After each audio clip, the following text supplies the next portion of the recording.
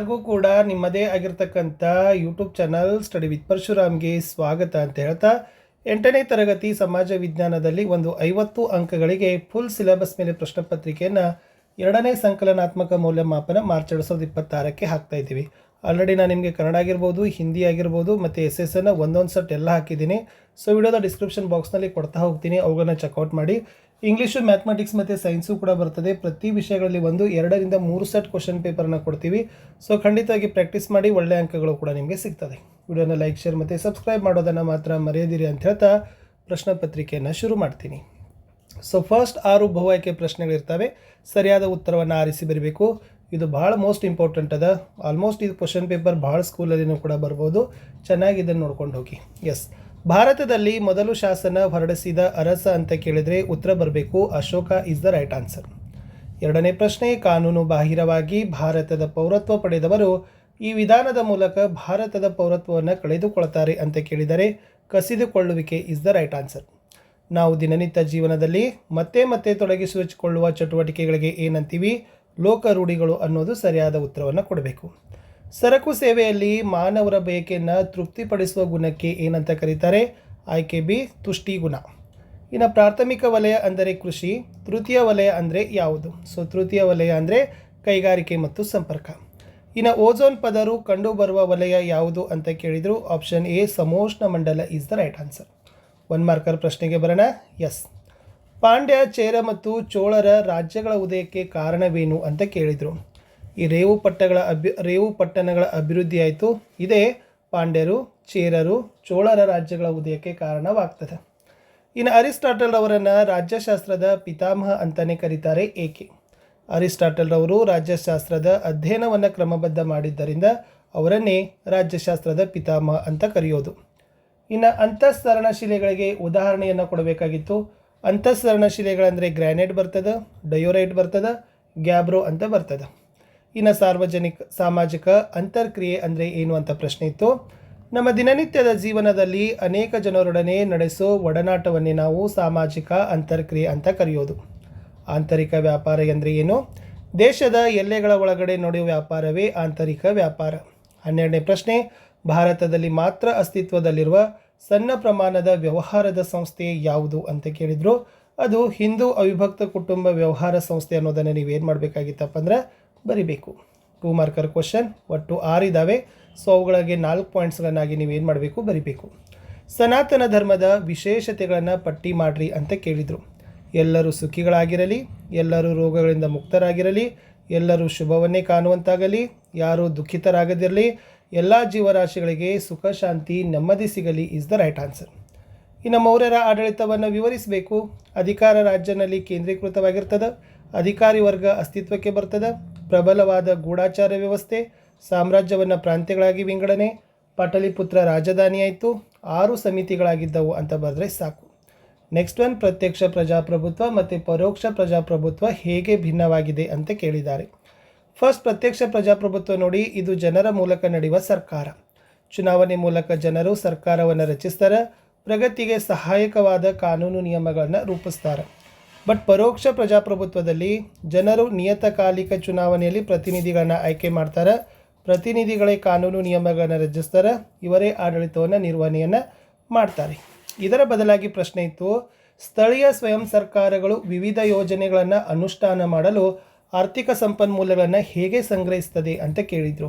S, ನೀರು, ಆರೋಗ್ಯ, ಶಿಕ್ಷಣ, ವಾಚನಾಲಯದಿಂದ ಸಂಗ್ರಹವಾಗುವ ಹಣ, ಕಟ್ಟಡ ತೆರಿಗೆ, ಖಾಲಿ ನಿವೇಶನದ ತೆರಿಗೆ, ಮಾರುಕಟ್ಟೆ ತೆರಿಗೆ, ಮನೋರಂಜನಾ ತೆರಿಗೆ, ಪ್ರವಾಸಿ ತಾಣಗಳಿಂದ ಸಂಗ್ರಹಿಸುವ ಹಣ, ಪಂಚಾಯಿತಿ ಆಸ್ತಿಯ ಬಾಡಿಗೆ, ಸರ್ಕಾರದ ಅನುದಾನ ಬರೆದ್ರೆ ಸಾಕು. ಇನ್ನು ಸಮಾಜಶಾಸ್ತ್ರ ಅಧ್ಯಯನದ ಮಹತ್ವವನ್ನು ಕೇಳಿದ್ದಾರೆ. ಇದು ವ್ಯಕ್ತಿತ್ವ ಬೆಳವಣಿಗೆ ಸಹಾಯಕ, ಸಾಮಾಜಿಕ ಸಮಸ್ಯೆಗೆ ಪರಿಹಾರ, ಆಧುನಿಕ ಸನ್ನಿವೇಶ ಮತ್ತು ಬೆಳವಣಿಗೆಯ ಜ್ಞಾನ ಕೊಡ್ತದೆ, ದುರ್ಬಲ ವರ್ಗಗಳ ಏಳಿಗೆಗೆ ಸಹಾಯವನ್ನು ಮಾಡ್ತದೆ. ಇನ್ನು ಸಂಸ್ಕೃತಿಯ ಗುಣಲಕ್ಷಣಗಳನ್ನು ಕೇಳಿದ್ದಾರೆ. ಸೊ ಏನೆಲ್ಲ ಸಂಸ್ಕೃತಿಯ ಗುಣಲಕ್ಷಣಗಳಂದ್ರೆ, ಇದು ಆಯಾ ಸಮಾಜದ ಭೌಗೋಳಿಕ ರಚನೆಯ ಮೇಲೆ ಅವಲಂಬನೆ ಆಗದ, ಇದು ಒಂದು ಸಂಸ್ಕೃತಿಯಿಂದ ಮತ್ತೊಂದು ಸಂಸ್ಕೃತಿಗೆ ಭಿನ್ನವಾಗದ, ಒಂದು ಪೀಳಿಗೆಯಿಂದ ಇನ್ನೊಂದು ಪೀಳಿಗೆಗೆ ವರ್ಗಾವಣೆ ಆಗ್ತದೆ, ಇದು ನಿರಂತರ ಬದಲಾವಣೆಯನ್ನು ಹೊಂದುತ್ತದೆ ಅಂತ ಬರೆದ್ರೆ ಸಾಕು. ಇನ್ನೊಂದು ಪ್ರಶ್ನೆ, ಉಷ್ಣಾಂಶದ ಮೇಲೆ ಪ್ರಭಾವ ಬೀರುವ ಅಂಶಗಳನ್ನು ಬರೀರಿ. ಅಕ್ಷಾಂಶ, ಮಾರುತಗಳ ಬೀಸೋ ದಿಕ್ಕು, ಸಾಗರದ ಪ್ರವಾಹ, ಮಳೆ ಪ್ರಮಾಣ, ಸಮುದ್ರದಿಂದ ಇರೋ ದೂರ, ಮೋಡ ಅಂತ ಬರೆದ್ರೆ ಸಾಕು. ಇನ್ನು ಆಮ್ಲ ಮಳೆಗೆ ಪ್ರಭಾವಕ್ಕೆ ಒಳಗಾಗಿರೋ ಅಂಶಗಳನ್ನು ಕೇಳಿದರು. ಎಸ್, ಏನಪ್ಪ ಅಂತಂದ್ರೆ ಯುರೋಪ್ ಖಂಡದ ಪೋಲ್ಯಾಂಡ್, ಚೆಕ್ ಗಣರಾಜ್ಯ, ಆಗ್ನೇಯ ಜರ್ಮನಿ. ಇನ್ನು 3 ಅಂಕದ 5 ಪ್ರಶ್ನೆಗಳಿದ್ದಾವೆ. ಸೊ 6 ಪಾಯಿಂಟ್ಸಲ್ಲಿ ಬರೀಬೇಕು. ಮೆಹೆಂಜೋದಾರೋವಿನ ಸ್ನಾನದ ಕೊಳದ ವಿಶೇಷತೆಗಳನ್ನು ಕೇಳಿದರು. ಎಸ್, ಏನು ಬರಿಬೇಕಂದ್ರೆ ಸುಟ್ಟ ಇಟ್ಟಿಗೆಗಳಿಂದ ಕಟ್ಟಲಾಗಿದೆ, ಕೊಳದಿಂದ ನೀರಿನ ಸೋರಿಕೆಯಾಗದಂತೆ ಎಚ್ಚರ ವಹಿಸಬೇಕು, ಎಡಬದಿಯಲ್ಲಿ ಇಳಿಯುವ ವ್ಯವಸ್ಥೆ, ಸ್ನಾನದ ಕೊಳದ ಸುತ್ತ ಕೊಠಡಿಗಳು, ಕೊಳಕ್ಕೆ ಬಾವಿಯಿಂದ ನೀರು ಸರಬರಾಜು, ಬಳಸಿದ ನೀರನ್ನು ಹೊರಬಿಡುವ ವ್ಯವಸ್ಥೆ, ಮುಖ್ಯ ವ್ಯಕ್ತಿಗಳು ಸ್ನಾನವನ್ನು ಮಾಡ್ತಾ ಇದ್ರು ಅನ್ನೋದನ್ನು ನೀವೇನು ಮಾಡಬೇಕಾಗಿತ್ತು ಬರೆದ್ರೆ ಅಂಕಗಳನ್ನು ಕೊಡ್ತಾರೆ. ಇನ್ನು ಮುಂದಿನ ಪ್ರಶ್ನೆ, ಚೀನಾದ ಮಹಾಗೋಡೆಯ ಐತಿಹಾಸಿಕ ಮಹತ್ವವನ್ನು ಬರೀಬೇಕು. ಎಸ್, ಚೀನಾ ಹಲವು ಸಣ್ಣ ಸಂಸ್ಥಾನಗಳನ್ನು ಒಳಗೊಂಡಿತ್ತು. ನಂತರ ಎಲ್ಲರನ್ನ ಒಂದುಗೂಡಿಸಿ 7 ದೊಡ್ಡ ರಾಜ್ಯ ನಿರ್ಮಾಣ ಮಾಡ್ತಾರೆ. ಈ ರಾಜ್ಯಗಳ ರಕ್ಷಣೆಗೆ ಸ್ವತಂತ್ರವಾದ ಗೋಡೆಯನ್ನು ಕಟ್ತಾರೆ. ಉತ್ತರ ಭಾಗದಿಂದ ದಾಳಿಯನ್ನು ತಡಿಲಿಕ್ಕೆ ಗೋಡೆಯನ್ನು ನಿರ್ಮಾಣ ಮಾಡ್ತಾರೆ. ಸಾಮಾನ್ಯ ಶಕ ಪೂರ್ವ 7ನೇ ಶತಮಾನದಲ್ಲಿ ಕಟ್ಟಲು ಆರಂಭ, ಸಾಮಾನ್ಯ ಶಕ ಪೂರ್ವ 16ನೇ ಶತಮಾನದವರೆಗೂ ಕೂಡ ಕಟ್ತಾರೆ. ಇದರ ಒಟ್ಟು ಉದ್ದ 5000 ಕಿಲೋಮೀಟರ್. ಇದು ಜಗತ್ತಿನ ವಿಸ್ಮಯಗಳಲ್ಲಿ ಒಂದು.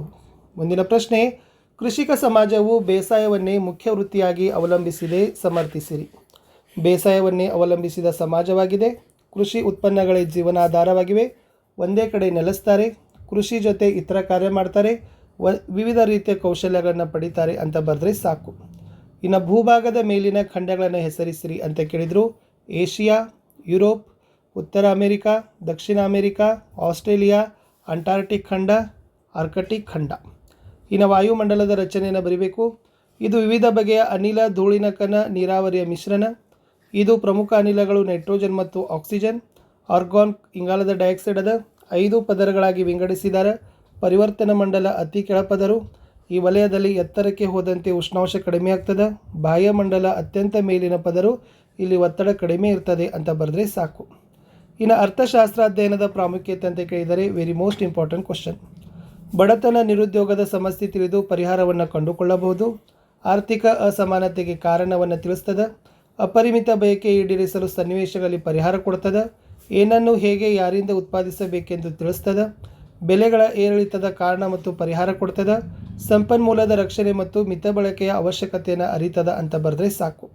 ಶ್ರಮದ ಪ್ರಾಮುಖ್ಯತೆ ಕೇಳಿದರೆ ದೇಶದ ಪ್ರಗತಿಗೆ ಪೂರಕ ಇದೆ. ದೈಹಿಕ ಶ್ರಮ ಕಡಿಮೆಯಾದಾಗ ದೇಶದ ಪ್ರಗತಿ ಕುಂಠಿತ ಆಗ್ತದೆ. ಮಾನಸಿಕ ಶ್ರಮದಿಂದ ದೇಶದ ಅಭಿವೃದ್ಧಿ. ದೈಹಿಕ ಶ್ರಮ ನಿರ್ವಹಿಸಲು ಎಲ್ಲರೂ ಸಿದ್ಧರಿರಬೇಕು. ಶ್ರಮಿಕರ ಶ್ರಮದಲ್ಲಿ ಭೇದ ಭಾವ ಮಾಡಬಾರದು. ದೈಹಿಕ ಶ್ರಮವಿಲ್ಲದೆ ಯಂತ್ರ ನಡೆಸಲು ಸಾಧ್ಯವಿಲ್ಲ, ಯಂತ್ರ ಮಾಡದ ಕೆಲಸ ನಿರ್ವಹಿಸಲು ಸಾಧ್ಯವಿಲ್ಲ ಅಂತ ಬರೆದ್ರೆ ಸಾಕು. ಇನ್ನು ಸಂಸ್ಥೆಗಳ ನೋಂದಣಿಯಿಂದ ಆಗುವ ಉಪಯೋಗ ಅಂತ ಕೇಳಿದ್ದಾರೆ. 100 ರೂಪಾಯಿ ಮೀರಿದ ಸಾಲ ವಸೂಲಾತಿಗೆ ನ್ಯಾಯಾಲಯದಲ್ಲಿ ದಾವೆ ಹೂಡಬಹುದು. ಇತರರ ಪಾಲುದಾರರ ಸಾಲ ವಸೂಲಾತಿ ದಾವೆ ಹೂಡಬಹುದು. ನೋಂದಣಿಯಾಗದ ಸಂಸ್ಥೆ ವಿರುದ್ಧ ದಾವೆ, ಪಾಲುದಾರರ ವಿರುದ್ಧ ದಾವೆ, ಸಂಸ್ಥೆಯ ವಿಸರ್ಜನೆಗೆ ದಾವೆ, ಲೆಕ್ಕಪತ್ರ ಇತ್ಯರ್ಥಕ್ಕೆ ದಾವೆಯನ್ನು ಹೂಡಬಹುದು. ಸಗಟು ವ್ಯಾಪಾರದ ಅನುಕೂಲ ಅಂತ ಪ್ರಶ್ನೆ ಇತ್ತು. ಚಿಲ್ಲರೆ ವ್ಯಾಪಾರಿಗಳಿಗೆ ಸಹಕಾರ, ಚಿಲ್ಲರೆ ವ್ಯಾಪಾರಿಗಳಿಗೆ ಸಾಲ ಕೊಡ್ತದೆ. ಚಿಲ್ಲರೆ ವ್ಯಾಪಾರಿಗಳು ಜಾಹೀರಾತು ಮಾಡ್ತಾರೆ, ಮಾರುಕಟ್ಟೆ ವಿವರ ನೀಡ್ತಾರೆ, ವಸ್ತುಗಳನ್ನು ಶೇಖರಿಸಿಡಲು ಸಹಕಾರ, ಹೆಚ್ಚು ಲಾಭದ ಪ್ರಮಾಣ ಇರೋದಿಲ್ಲ. ಇನ್ನು 4 ಮಾರ್ಕರ್ ಕ್ವಶನ್, ಪ್ರಜಾಪ್ರಭುತ್ವದ ಮಾದರಿ ಇತರೆ ಮಾದರಿ ಸರ್ಕಾರದ ಪದ್ಧತಿಗಳಿಂದ ಉತ್ತಮವಾಗಿದೆ, ವಿಶ್ಲೇಷಿಸಿ ಅಂತ ಕೇಳಿದ್ದಾರೆ. ಇಲ್ಲಿ ಪ್ರಜೆಗಳಿಗೆ ಹಕ್ಕು ಮತ್ತು ಸ್ವಾತಂತ್ರ್ಯ ಇದೆ. ನ್ಯಾಯಾಂಗದ ಮೂಲಕ ಪ್ರಜೆಗಳ ರಕ್ಷಣೆ, ಸಮಾನತೆ ತತ್ವದ ಆಧಾರ, ಸಮರ್ಥ ನಾಯಕನನ್ನು ಆರಿಸಲು ಅವಕಾಶ, ಸಾರ್ವಜನಿಕ ಅಭಿಪ್ರಾಯಕ್ಕೆ ಮನ್ನಣೆ, ಪ್ರಜೆಗಳ ವ್ಯಕ್ತಿತ್ವ ವಿಕಾಸನಕ್ಕೆ ಅವಕಾಶ, ಆಡಳಿತದ ದುರುಪಯೋಗವನ್ನು ತಡೆಯಬಹುದು, ಪೌರರಲ್ಲಿ ದೇಶಭಕ್ತಿಯನ್ನು ಮೂಡಿಸ್ಬೋದು. ಇನ್ನು ಕಲ್ಯಾಣದ ಚಾಲುಕ್ಯರ ಸಾಹಿತ್ಯಿಕ ಕೊಡುಗೆಗಳನ್ನು ಕೇಳಿದರು. ಕನ್ನಡ ಭಾಷೆ ಮತ್ತು ಸಂಸ್ಕೃತಿ ಬೆಳವಣಿಗೆಗೆ ವಿಶೇಷ ಸ್ಥಾನಮಾನ ಕೊಟ್ಟರು. ಜೈನ ವಿದ್ವಾಂಸರಿಂದ ಕನ್ನಡ ಸಾಹಿತ್ಯ ಅಭಿವೃದ್ಧಿ, ಗದಾಯುದ್ಧ, ಪಂಚತಂತ್ರ, ವಿಕ್ರಮಾಂಕ ದೇವಚರಿತ್ರೆ ಕೃತಿಗಳು ಬಂದವು. 3ನೇ ಸೋಮೇಶ್ವರ ಮಾನಸೋಲ್ಲಾಸ ಕೃತಿ ರಚಿಸಿದ. ಇದು ಸಂಸ್ಕೃತದ ವಿಶ್ವಕೋಶ. ಜಗದೇಕ ಮಲ್ಲ ಸಂಗೀತ ಚೂಡಾಮಣಿ ರಚಿಸಿದ. ವಚನ ಸಾಹಿತ್ಯದ ಅಭಿವೃದ್ಧಿ. ಬಸವಣ್ಣ, ಅಕ್ಕಮಹಾದೇವಿ, ಅಲ್ಲಮಪ್ರಭು ಮುಖ್ಯ ವಚನಕಾರರಾದರು. ಮಹಾರಾಣಿ ಚಂದ್ರಲೇಖೆ ವಿದ್ವಾಂಸರಿಗೆ ಆಶ್ರಯವನ್ನು ಕೊಟ್ಟಿದ್ದರು. ಮುಂದಿನ ಪ್ರಶ್ನೆ, 1ನೇ ರಾಜರಾಜ ಚೋಳನ ಸಾಧನೆಗಳು ಅಂತ ಕೇಳಿದ್ದಾರೆ.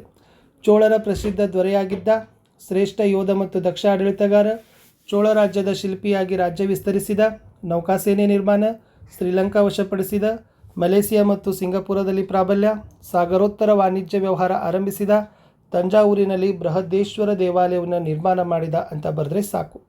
ಭಾರತದ ನಕ್ಷೆಯಲ್ಲಿ ಇವುಗಳನ್ನು ಗುರುತಿಸಬೇಕಾಗಿತ್ತು. ಎಸ್, ಆಲ್ರೆಡಿ ಇದೆ. ದೆಹಲಿ ಇದೆ, ಕಚ್, ಅರಬ್ಬಿ ಸಮುದ್ರ, ಮನ್ನಾರ ಖಾರಿ, ಬಂಗಾಳ ಕೊಲ್ಲಿ. ಇಷ್ಟೇ ಈ ಪ್ರಶ್ನೆ ಪತ್ರಿಕೆ ಇತ್ತು ಅಂತ ಹೇಳ್ತಾ ಸಿಗ್ತೀನಿ ಹೊಸ ವಿಡಿಯೋದಲ್ಲಿ. ಬಾಯ್.